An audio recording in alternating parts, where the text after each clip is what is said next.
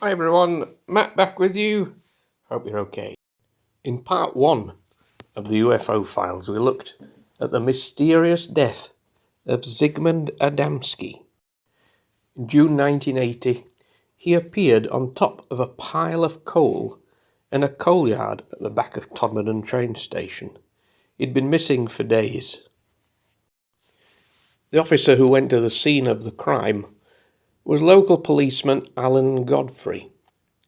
Speaking to reporters at that time, and when asked if there was a possibility that Adamsky might have been abducted by aliens, his response was, "I can't rule it out." And in November 1980, just 5 months after the Adamsky case, P.C. Godfrey was at the centre of his own alien encounter, one that's still discussed and scrutinised to this day. 5 a.m, 28th of November 1980. P.C. Godfrey was called out to report that a herd of cattle had escaped from a field and were wandering quite happily around a housing estate. En route to Ferney Lee Road, Godfrey saw, hovering off the ground, what he could only describe as a UFO. The object was shining brightly, a rotating diamond-shaped craft 20 feet high and 14 feet wide. Godfrey grabbed his radio to call in what he was seeing. It was suddenly a blinding flash, and he suddenly found himself about 30 yards further down the road from Ferney Lee Road. More surprisingly, the object in the sky had vanished, but according to his watch, about 25 minutes had passed in what to him had just been literally a second. Weirdly, his boot had split open and an itchy red mark had appeared on his foot. Godfrey went back to the bottom of Ferney Lee Road, the location he'd seen the object, and found that the ground there was dry, which was odd when the rest of the area, the road etc., was wet after recent rainfall. Oddly, the cows he'd been sent to investigate were all in the park too, and they hadn't been there before.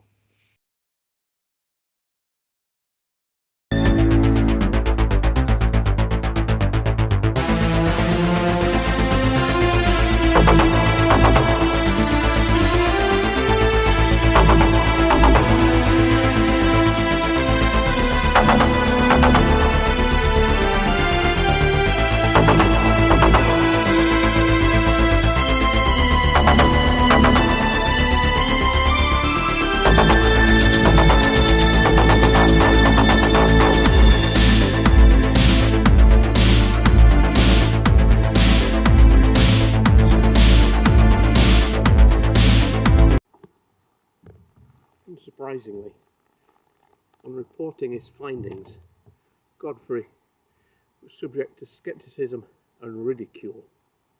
Had he had a bit too much to drink? Had he been watching Star Trek the night before? This went on for quite some time. So Godfrey decided, after getting some advice from one of his friends, that maybe he should be put under hypnosis and asked the questions about what had happened in those missing 25 minutes. Whilst under hypnosis, Godfrey could recall that light in the sky and being blinded. Then he could also recall that he found himself in a strange metal room. He was being examined by some strange little creatures, as well as a tall humanoid figure that had a long beard. Some photos were taken of Godfrey being under hypnosis to prove what was happening, as well as to capture what he said. This is a rough sketch of pretty much what Godfrey was explaining, and as later drawn by Godfrey himself. So once again, P.C. Godfrey was the subject of ridicule and derision. This tale was too fantastical. So he was looked at as an embarrassment to the West Yorkshire police force. They tried to move him, and they did, to Wakefield. Even at one point wanted him sectioned, thinking he was mad. However, Godfrey stuck to that story, and as it became more and more known across the UK, he was visited by a mysterious man in black.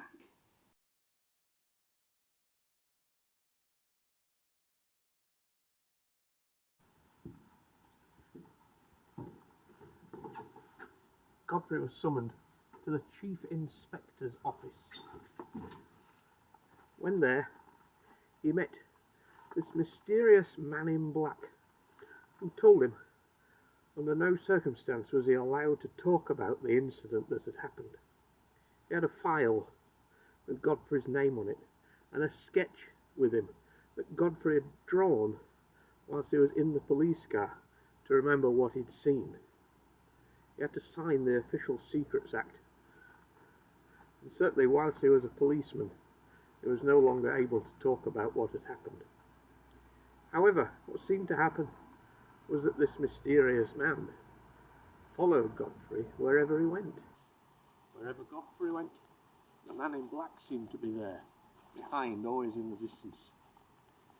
To the point Godfrey became quite paranoid about this. Even to the point where the man in black appeared in the same pub, which was too much for him. So he confronted the man and told him to stop following him. And surprisingly, he did. The man was never seen again. But who was he? And why was he so obsessed with following Godfrey?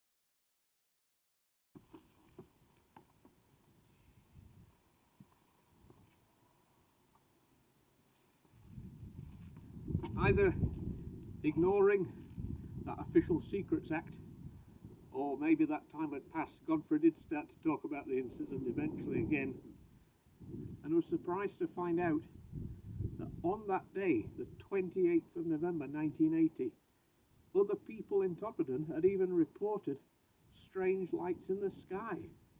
A bus driver had reported it, even apparently another policeman.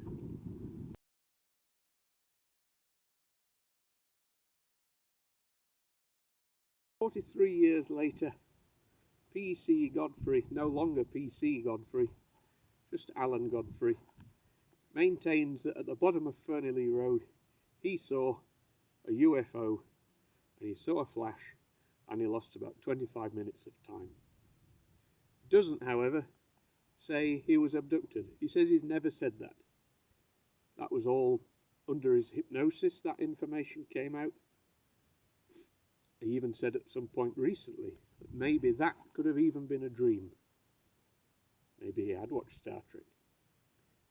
However, the important point here is you're allowed to believe whatever you want to believe. But also, so is Alan Godfrey. Just remember, for most of that time, this story has actually had a negative impact on Godfrey himself. The effect it had on him, his work, his family life, his standing in society. It's only fairly recently, in the last few years, he's managed to write a book about the incident. That book's available in the library or online, I imagine. But whatever the truth is here, it's a story that will continue to rumble on. Don't forget, though, Even though these incidents happened in 1980, there have been other incidents way before that as well. Lights in the sky have often been reported at Studley Pike. Back in the 1890s, there was a terrible storm in Cornholme. The rain was really heavy, but above the rain clouds there were lights flashing, not like lightning, and there was no thunder. Could that have been a previous visit to Todmorden by some extraterrestrial life?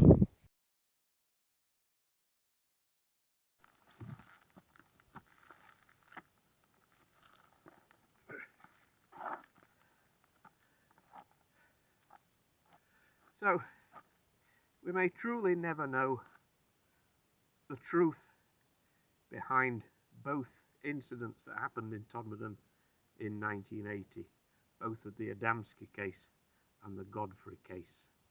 At least with the Godfrey case, we did get an explanation, as I mentioned earlier. Whether you believe it or not, it's your choice. However, it does still bring, 43 years later, great numbers of visitors to Todmorden to visit this famous UFO hotspot, which has an above average number of sightings each year than anywhere else. Who was that person that followed Godfrey, do you think? Was he a member of the KGB? Godfrey himself wondered whether it was just a member of West Yorkshire Police following him around to make sure he didn't tell his story, especially as they'd recently had the embarrassment in the Yorkshire Ripper case. So we bring our UFO hunting to a close. Believe what you like, but just keep watching those skies and see what appears. Take care. Bye. Here's a recent picture of Alan Godfrey alongside his book. So do pick it up if it's something you're interested in reading. As mentioned in the previous UFO video, you can find a good number of UFO merchandise in the shops today. And if you remember, the Futura homes that were about in the 50s and 60s were made in Todmorden, and these can be found now in all sorts of locations across the world. There is even an abandoned village of these Futura houses. That's something for another video. So when I said beam me up, I also meant my clothes.